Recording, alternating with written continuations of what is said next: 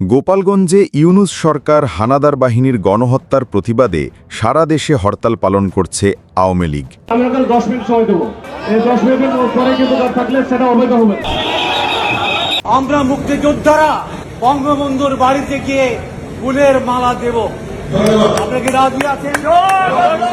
ওয়াকারের সেনা রীতিমতো ঘিরে ফেলেছে বিভিন্ন যে সরকারি দপ্তরগুলো রয়েছে ঢাকায় সেগুলো, এবং একই সঙ্গে বিমানবন্দরও ঘিরে ফেলেছে।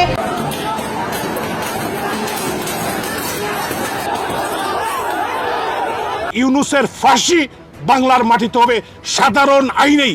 সে একজন জবরদখলকারী। গোপালগঞ্জে অন্তর্বর্তী সরকারের অনুগত সেনা ও আইনশৃঙ্খলা বাহিনীর নির্বিচার দমনপীড়ন ও হত্যাকাণ্ডের বিরুদ্ধে আওয়ামী লীগ ঘোষিত হরতাল কর্মসূচি 20 জুলাই রাত থেকে সারা দেশে পালিত হচ্ছে।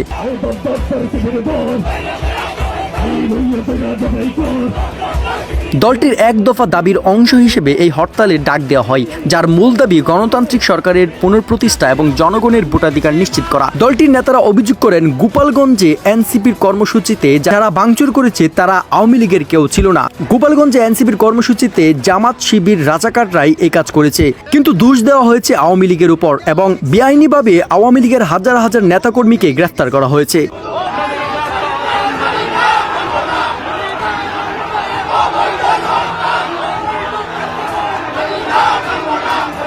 এবং এর প্রতিবাদে ঢাকা, চট্টগ্রাম, রাজশাহী, বরিশাল, খুলনা, সিলেট সহ দেশের বিভিন্ন স্থানে দলের নেতাকর্মীরা ব্যানার পোস্টার নিয়ে রাস্তায় নেমে পড়েন।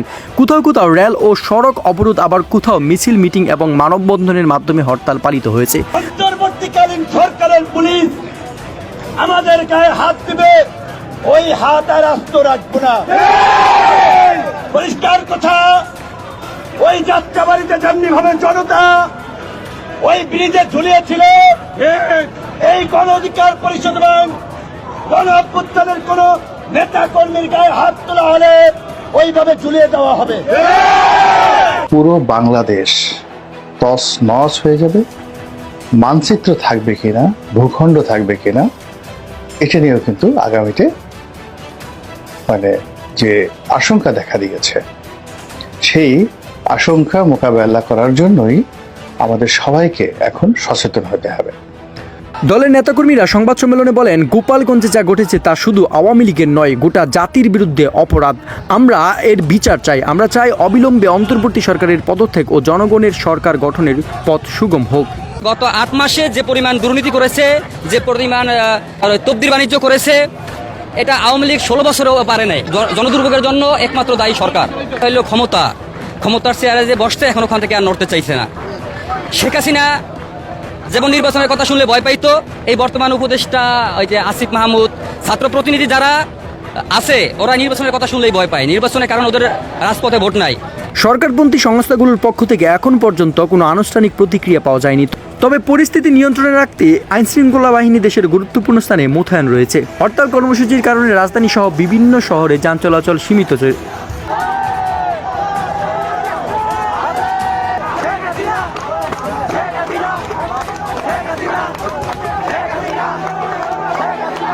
আমরা কোনো মানুষের প্রাণহানি চাই না, এটা হচ্ছে আমাদের মূল কথা। আমরা যদি প্রাণহানি করি তাহলে এটা ক্লিয়ার করতে আমাদের ম্যাক্সিমাম 10 মিনিট লাগবে। আমরা চাচ্ছি কোনো মানুষের জীবনহানি যেন না হয়, এটা আমাদের প্রথম প্রায়োরিটি।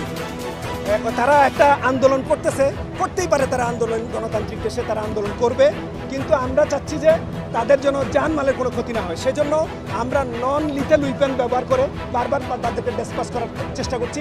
একটু আগে দেখলেন র্যাবের নেতৃত্বে যে কাজটা হয়েছে, আমার নেতৃত্বে, সেটা আমরা কিন্তু ডিসপাস করার চেষ্টা করেছি। সবচেয়ে অবাক করার ব্যাপার হলো, র্যাব, পুলিশ, সেনাবাহিনী মিলেও আওয়ামী লীগের নেতাকর্মীদের এই হরতাল কর্মসূচি থেকে সরানো সম্ভব হচ্ছে না। তাদের দাবি একটাই, শেখ হাসিনাকে বাংলাদেশে ফিরিয়ে আনতে হবে এবং সুষ্ঠু নির্বাচনের মাধ্যমে আওয়ামী লীগের পুনর্বাসন নিশ্চিত করতে হবে।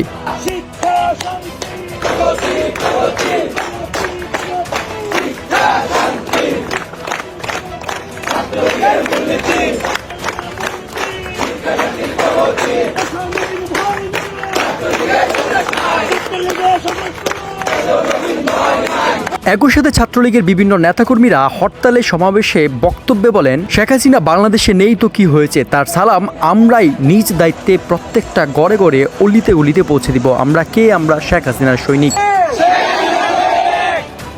আমরা বাংলা বন্ধুরা রাজনীতি করবো, আমরা ছাত্র সমাজ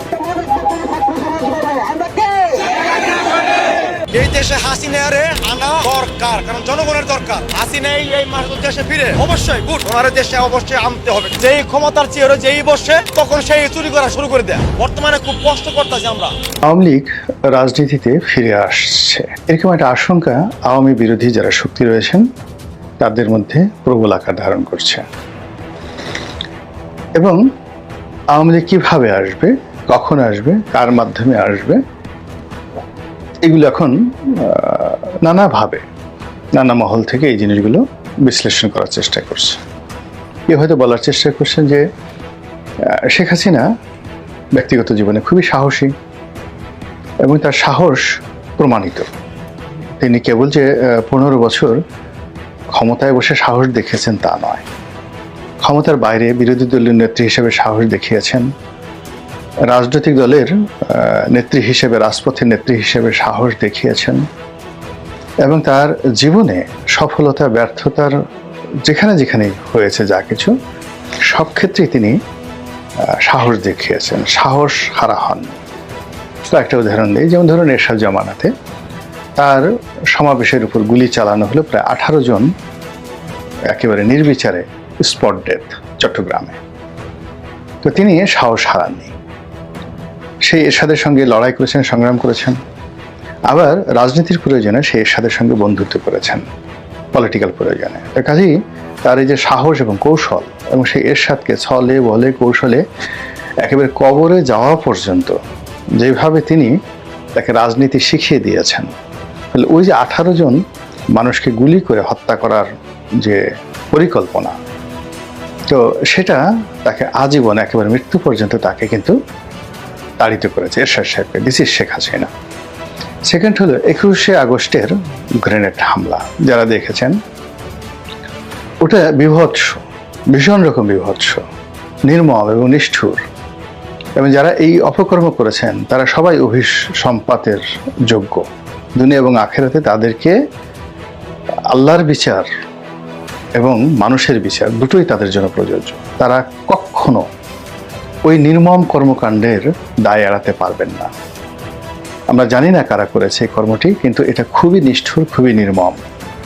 এবং যেহেতু আমি সেই ঘটনার সাক্ষী, আমি জানি ওই দিন কী নির্মমতা ঘটেছিল এবং কী ধরনের ভীত সন্ত্রস্ত অবস্থা তৈরি হয়েছিল। নর্মালি আমাদের বাঙালির অ্যাভারেজ সাহস কী? অ্যাভারেজ সাহস হলো যে আপনার পাশে যদি একটা টায়ার, রিক্সার টায়ার ব্রাস্ট হয়, আপনি 3টা লাফ দেবেন। যদি বেবি ট্যাক্সির চাকা ব্রাস্ট হয় আপনি পড়ে যাবেন। আর ট্রাকের চাকা যদি ব্রাস্ট হয় আপনি এমন দৌড় দিবেন অন্তত